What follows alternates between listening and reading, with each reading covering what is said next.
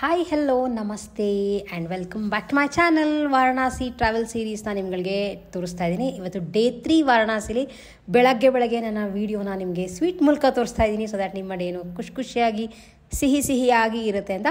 Actually ನಮ್ಮ hotel ಹತ್ರ ಇನ್ನೊಂದು ಈ ಥರ ಚಿಕ್ಕದು ಹೋಟೆಲ್ ಇತ್ತು.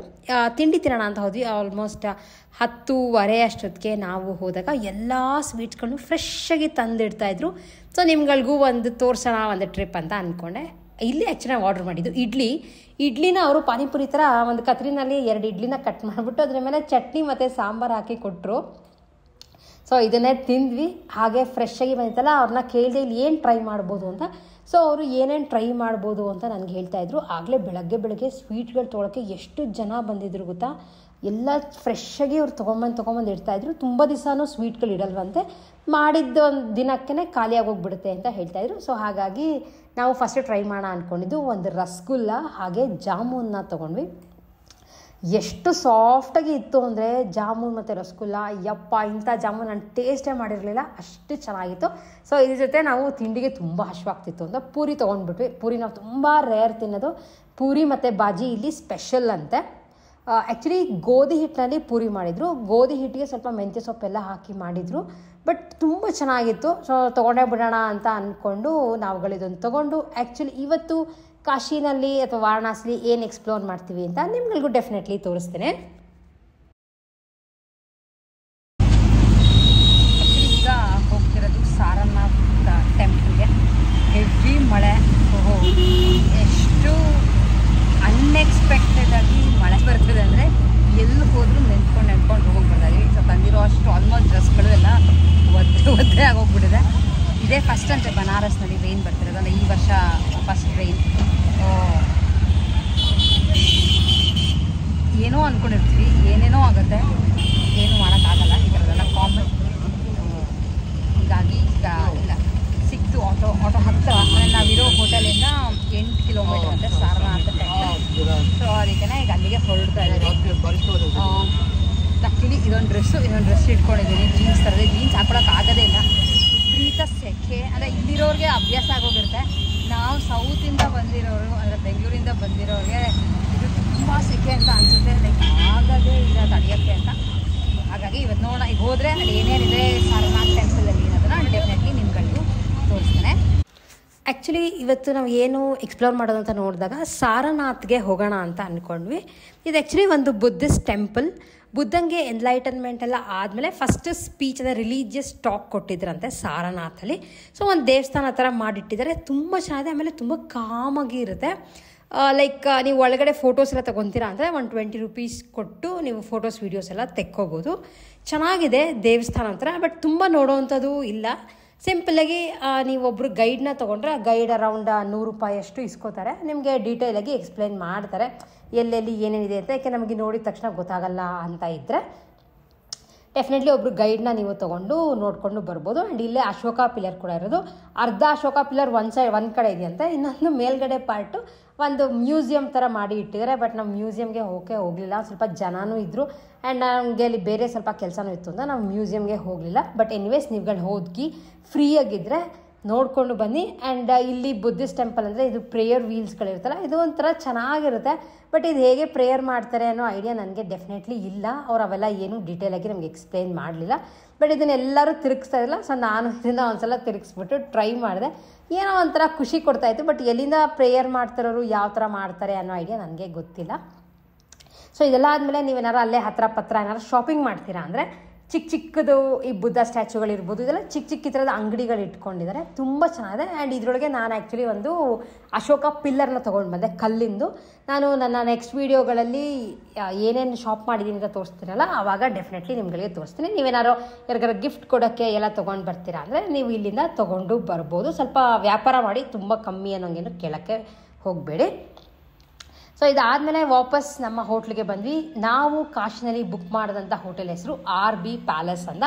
ಬಟ್ ಇದು ಓಯೋನಲ್ಲಿ ನಾವು ಬುಕ್ ಮಾಡ್ಕೊಂಡಾಗ ನಮಗೆ ORB ಪ್ಯಾಲೇಸ್ ಅಂತ ಡಿಸ್ಪ್ಲೇ ಆಯಿತು. ಸೊ ಹಾಗಾಗಿ ನಮಗೆ ಸ್ವಲ್ಪ ಕನ್ಫ್ಯೂಸ್ ಆಯಿತು. ನಂಬರ್ ಮತ್ತು ಅಡ್ರೆಸ್ ಎಲ್ಲದನ್ನು ಹಾಕಿರ್ತೀನಿ. ಬೈ ಚಾನ್ಸ್ ನೀವುಗಳು ಅಲ್ಲಿ ಹೋಗಿ ಬುಕ್ ಮಾಡ್ಕೋತೀರಾ ಅಂದರೆ ಡೆಫಿನೆಟ್ಲಿ ಅವ್ರಿಗೆ ಕಾಲ್ ಮಾಡೇ ನೀವು ಬುಕ್ ಮಾಡ್ಕೋಬೋದು. ರೂಮ್ ಚೆನ್ನಾಗಿತ್ತು, AC ರೂಮ್. ನಮಗೆ 3 ದಿನಕ್ಕೆ ಅರೌಂಡ್ ಲೈಕ್ 3 nights 4 daysಗೆ ನಮಗೆ 4,000 ಅಷ್ಟು ಆಯಿತು ಅಷ್ಟೇ. ಸಿಂಪಲ್ಲಾಗಿ ಒಂದು AC ರೂಮ್, ಒಂದು ಕಾಟ್ ಇತ್ತು, ನಾರ್ಮಲಾಗಿ ಒಂದು ವಾರ್ಡ್ರೋಬು, ಒಂದು ಕ್ಲೀನಾಗಿರೋವಂಥ ವಾಶ್ರೂಮ್, ಬಟ್ ಎಲ್ಲ ತುಂಬ ಚೆನ್ನಾಗಿತ್ತು. ಒಂದು TV ಮತ್ತು ವೈಫೈ ಫೆಸಿಲಿಟೀಸ್ ಕೂಡ ನಮಗೆ ಕೊಟ್ಟಿದ್ದರು. ಆದರೆ ದೇವಸ್ಥಾನದಿಂದ ಒಂದು 2 ಕಿಲೋಮೀಟರ್ ದೂರ ಆಗುತ್ತೆ, ತುಂಬ ಹತ್ತಿರ ಅನ್ನೋಂಗಿಲ್ಲ. ನೀವು ತುಂಬ ಹತ್ತಿರ ಬೇಕು ಅಂದರೆ ಬೇರೆ ಹೋಟೆಲ್ಗಳನ್ನ ಕೂಡ ಬುಕ್ ಮಾಡ್ಕೋಬೋದು. ಸೊ ಇಷ್ಟೆಲ್ಲ ಆದಮೇಲೆ ಇವತ್ತಿನ ವಿಡಿಯೋನಲ್ಲಿ ನೀವು ಏನೇನು ಶಾಪ್ ಮಾಡ್ಬೋದು ಅನ್ನೋದನ್ನು ತೋರಿಸ್ತಾ ಇದ್ದೀನಿ. ಆ್ಯಕ್ಚುಲಿ ಸೀರೆಗಳು, ಬಟ್ಟೆಗಳು, ದುಪಟ್ಟಾಸ್ ಅಥವಾ ಡ್ರೆಸ್ ಮೆಟೀರಿಯಲ್ಸ್ನ ನೀವು ಸಾಕಷ್ಟು ದೇವಸ್ಥಾನ ಹತ್ತಿರ ಇರೋ ಅಂಗಡಿಗಳಲ್ಲೇ ಪರ್ಚೇಸ್ ಮಾಡ್ಬೋದು. ಬಟ್ ಹೇಳಿದ್ದೀನಿ, ನೋಡಿಕೊಂಡು ಪರ್ಚೇಸ್ ಮಾಡಿ, ರೇಟ್ಗಳು ಸಿಕ್ಕಾಪಟ್ಟೆ ಹೇಳ್ತಾರೆ. ಸೊ ಇದಾದಮೇಲೆ ಕಮ್ಮಿ ರೇಟಲ್ಲಿ ಅಂದರೆ ನಿಮಗೆ ಹಿತ್ತಾಳೆ ಸಾಮಾನುಗಳು ತುಂಬ ಕಮ್ಮಿ ರೇಟ್ಗೆ ಸಿಗುತ್ತೆ. ಆ್ಯಂಡ್ ನನ್ನ ಒಬ್ಬ ಸಬ್ಸ್ಕ್ರೈಬರ್ ಕೂಡ ಹೇಳಿದರು ನನಗೆ, ಲೈಕ್ ಕಾಮೆಂಟ್ ಮಾಡಿ ಹೇಳಿದರು, ಮೆಸೇಜ್ ಮಾಡಿ, ನೀವು ಅಲ್ಲಿ ಹೋದರೆ ಈ ಥರದ್ದೆಲ್ಲ ಮಿನಿಯೇಚರ್ಗಳು ತುಂಬ ಇರುತ್ತೆ ಆ್ಯಂಡ್ ಕಮ್ಮಿ ರೇಟಲ್ಲಿ ಸಿಗುತ್ತೆ, ಬೇಕಿದ್ರೆ ನೀವು ಪರ್ಚೇಸ್ ಮಾಡಿಕೊಂಡು ತೊಗೊಂಡು ಬನ್ನಿ ಅಂತ. ಸೊ ಹಾಗಾಗಿ ಇದೊಂದು ಅಂಗಡಿಗೆ ಬಂದೆ. ಇಲ್ಲಿ ಸಾಕಷ್ಟು ಬೇರೆ ಬೇರೆ ಥರದ್ದೆಲ್ಲ ಇಟ್ಟಿದ್ರು.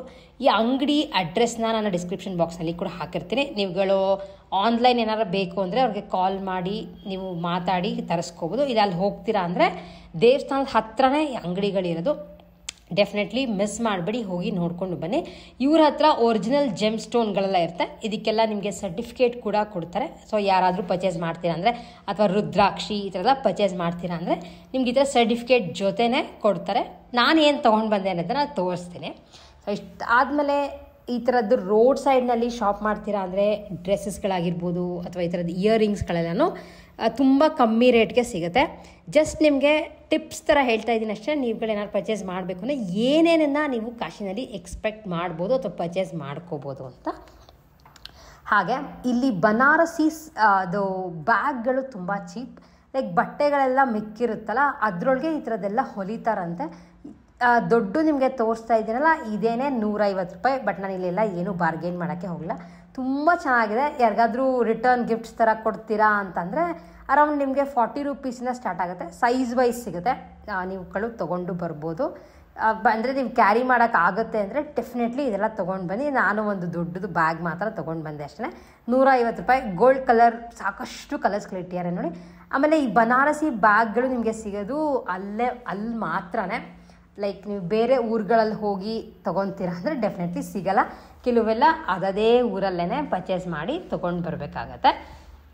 ಮತ್ತು ದೇವಸ್ಥಾನದ್ದು ಏನಾದರೂ ಒಂದು ಮಿನಿಯೇಚರ್ ಥರದ್ದು ಬೇಕು ಅಂದರೆ ಮಾಡೆಲ್ ಥರದ್ದು ದೊಡ್ಡದು ಚಿಕ್ಕದು ಎಲ್ಲ ಇಟ್ಟಿರ್ತಾರೆ. ಬಟ್ ನಾನು ಇದರದೊಂದು ಲೈಟ್ ಬರೋ ಥರದ್ದು ದೊಡ್ಡದನ್ನು ಪರ್ಚೇಸ್ ಮಾಡಿದೆ. ಜಸ್ಟ್ 400 ರೂಪಾಯಿ ಕೊಟ್ಟೆ ಅಷ್ಟೇ. ಇದು ಚಿಕ್ಕದೆಲ್ಲ ನಿಮಗೆ 50 ರೂಪಾಯಿ 100 ರೂಪಾಯಿ ಈ ಥರದ್ದಕ್ಕೆ ಸಿಗುತ್ತೆ. ಸೊ ಡೆಫಿನೆಟ್ಲಿ ಬೇಕಿದ್ರೆ ಪರ್ಚೇಸ್ ಮಾಡ್ಬೋದು. ಅದಾದಮೇಲೆ ವಾರಣಾಸಿನಲ್ಲಿ ಮೇಯ್ನಾಗಿ ನಿಮಗೆ ಕಾರ್ಪೆಟ್ಸ್ಗಳು ರೇಟ್ ಕಮ್ಮಿ. ಸೊ ನೀವು ಕಾರ್ಪೆಟ್ಗಳನ್ನ ತೊಗೊತೀರಾ ಅಂತ ಅಂದರೆ ಬಾರ್ಗೇನ್ ಮಾಡಿ ತೊಗೋಬೋದು. ದೊಡ್ಡದು ನೆಲಕ್ಕೆ ಹಾಕೋ ಥರ ಕಾರ್ಪೆಟ್ಟೆ ಜಸ್ಟ್ 600 ರೂಪಾಯಿ ಹೇಳಿದ್ರು. ಬಟ್ ನಮಗೆ ತೊಗೊಂಡು ಬರೋಷ್ಟು ಜಾಗ ಅಥವಾ ವೆಯ್ಟ್ ಪ್ರಾಬ್ಲಮ್ ಇತ್ತು ಅಂತ ನಾನು ತೊಗೊಂಡು ಬರೋಕ್ಕೆ ಹೋಗಲ್ಲ. ಬಟ್ ಸಿಂಗಲ್ದೆಲ್ಲ 50 ರೂಪಾಯಿ ಹೇಳಿದ್ರು. ಇದನ್ನು ಒಂದು 4 ಪರ್ಚೇಸ್ ಮಾಡಿ ನಾನು ಕೂಡ ತೊಗೊಂಡು ಬಂದೆ. ಸೊ ಇದೆಲ್ಲ ಆದಮೇಲೆ ದೇವಸ್ಥಾನದ ಹತ್ರನೇ ಕಾಶಿ ಚಾಟ್ ಭಂಡಾರ ಅಂತ ಇದೆ. ಇಲ್ಲಿಗೆ ಹೋಗಿ ಚಾಟ್ಗಳನ್ನ ಟ್ರೈ ಮಾಡೋದನ್ನು ಯಾವುದೇ ಕಾರಣಕ್ಕೂ ಮಿಸ್ ಮಾಡಬೇಡಿ. ಬಟ್ ಗಂಗಾ ಆರತಿ ಆದಮೇಲೆ ಹೋಗ್ತೀರಾ ಅಂದರೆ ಹೆವಿ ಕ್ರೌಡ್ ಆಗೋಗುತ್ತೆ. ಮುಂಚೆನೇ ಹೋಗಿ ಆರಾಮಾಗಿ ನಿಧಾನಕ್ಕೆ ತಿನ್ಕೊಂಡು, ಆಚೆ ಆದರೂ ನಿಂತ್ಕೊಂಡು ತಿನ್ಬೋದು, ಇಲ್ಲ ಒಳಗಡೆ ನೀವು ಕೂತ್ಕೊಂಡ್ರೆ ಕೂಡ ಸರ್ವ್ ಮಾಡ್ತಾರೆ. ಆರಾಮಾಗಿ ಟೇಸ್ಟಿಯಾಗಿ ಇರುತ್ತೆ. ಮಿಸ್ ಮಾಡ್ಕೊಬಿಡಿ. ಇಲ್ಲಿ ಅವ್ರನ್ನೇ ಕೇಳಿದೆ, ಅವ್ರು ಹೇಳ್ತಾರೆ ಏನೇನು ಟ್ರೈ ಮಾಡ್ಬೋದು ಅಂತ. ಬಟ್ ನಾವಿಲ್ಲಿ ಟ್ರೈ ಮಾಡಿದ್ದು ಟಮಾಟರ್ ಚಾಟ್ ಹಾಗೆ ಒಂದು ಕುಲ್ಫಿ ಐಸ್ ಕ್ರೀಮ್ನ ತೊಗೊಂಡ್ವಿ. ಹೋಪ್ ನೀವುಗಳು ನಮ್ಮ ವಾರಣಾಸಿ ಸೀರೀಸ್ನ ಎಂಜಾಯ್ ಮಾಡ್ತಿದ್ದೀರಾ ಅಂತ ಅಂದ್ಕೊಳ್ಳಿ. ಇದು 3rd ಡೇ ಆಫ್ ವಾರಣಾಸಿ ಈ ಥರ ಇತ್ತು. ನೆಕ್ಸ್ಟ್ ವಿಡಿಯೋನಲ್ಲಿ ನಾವು ಅಯೋಧ್ಯೆಗೆ ಹೊರಡ್ತೀವಿ. ಅದನ್ನು ಕೂಡ ನಿಮಗೆ ಡೀಟೇಲಾಗಿ ತೋರಿಸ್ತೀನಿ. ಸಬ್ಸ್ಕ್ರೈಬ್ ಮಾಡಿ ನೋಡಿ, ಅದನ್ನು ಮಿಸ್ ಮಾಡಬೇಡಿ. ಸಿಗೋಣಂತೆ ಮತ್ತೆ. ಅಲ್ಲಿವರೆಗೂ take care and bye bye.